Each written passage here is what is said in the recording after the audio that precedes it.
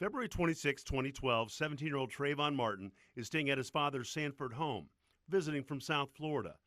That night, he walks to a nearby convenience store, and when he gets back to his father's gated community, he and George Zimmerman make contact.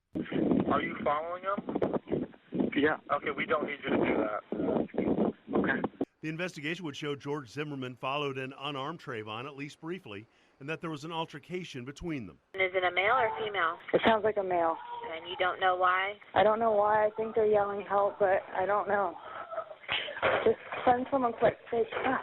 Okay. Does he look hurt to you? I can't see him. I don't want to go out there. I don't know what's going on. So you think he's yelling help? Yes. Your phone number. Just there's gunshots. You just heard gunshots? Yes. How many?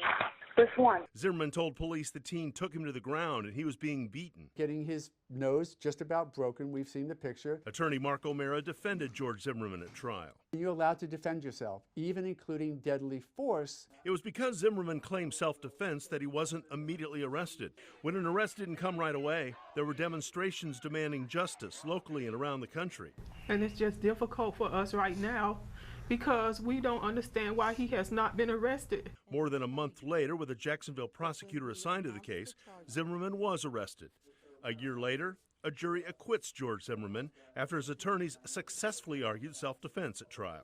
We, the jury, find George Zimmerman not guilty. It worked the way it was supposed to. It was a proper verdict. We understand that the system has failed us as black and brown youth, as people who face oppression. Everybody should be forgiven, but we should never forget what happened. Everything that was supposed to happen to get this case to a jury happened. And it happened with everybody looking at it. O'Mara says the early criticism of the Sanford Police Department, particularly the decision not to arrest right away, was misplaced. They did a lot of challenge interviews. They did a lot of forensics. They did a lot of workup on investigators. They talked to dozens and dozens of witnesses and did it well. By the time O'Mara joined the case, there was already a high level of community frustration. So why take it? Without thinking about it, I said, it's what we do. O'Mara says he hasn't spoken with George Zimmerman in years. Trayvon Martin's parents went on to create the Trayvon Martin Foundation. It's a website saying it is committed to bringing awareness to ending senseless gun violence. We understand that it's not going to be done overnight, that it's going to take time to do this, but we're in it for the long haul. We're in it. This is a part of my life now. Dave McDaniel, West 2 News.